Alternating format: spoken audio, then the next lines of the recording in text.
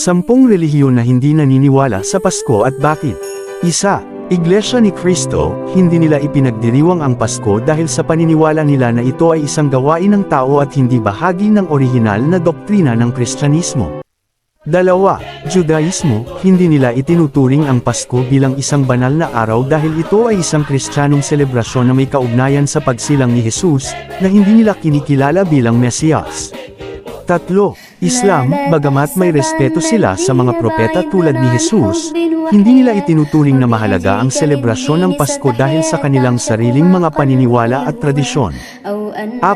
Budismo, ang ilang tradisyonal na mga sektang Budista ay hindi nagbibigay pansin o hindi ipinagdiriwang ang Pasko dahil ito ay isang Kristiyanong pagdiriwang at hindi bahagi ng kanilang pananampalataya. 5. Hinduismo, maraming tradisyonal na Hindu ay hindi nakikipagdiwang sa Pasko dahil ito ay isang Kristiyanong selebrasyon at hindi bahagi ng kanilang relihiyon.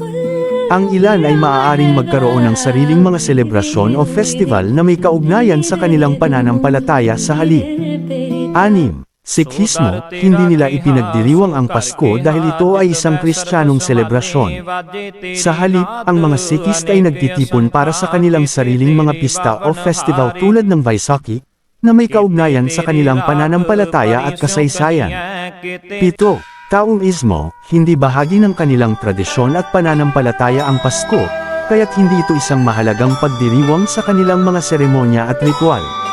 8. Jainismo, katulad ng ibang relihiyon, ang Jainismo ay may sariling mga araw ng pagdiriwang at ritual na hindi kasama ang Pasko dahil ito ay isang Kristiyanong selebrasyon. 9. Zoroastrianismo, ang mga tagasunod ng Zoroastrianismo ay hindi nakikipagdiwang sa Pasko, sapagkat ito ay isang Kristiyanong pagdiriwang at hindi kasama sa kanilang pananampalataya. 10. Shintoismo, ang Shintoismo ay may kanya-kanyang mga tradisyonal na selebrasyon at ritual na hindi kaugnay sa Pasko, dahil ito ay isang Kristiyanong selebrasyon. Yan ang ilan sa mga relihiyon na hindi naniniwala sa Pasko.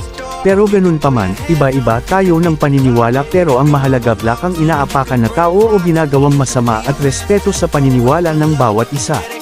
Sana may natutunan muli kayo mga kuya at ate. Please subscribe my channel. Salamat, God bless.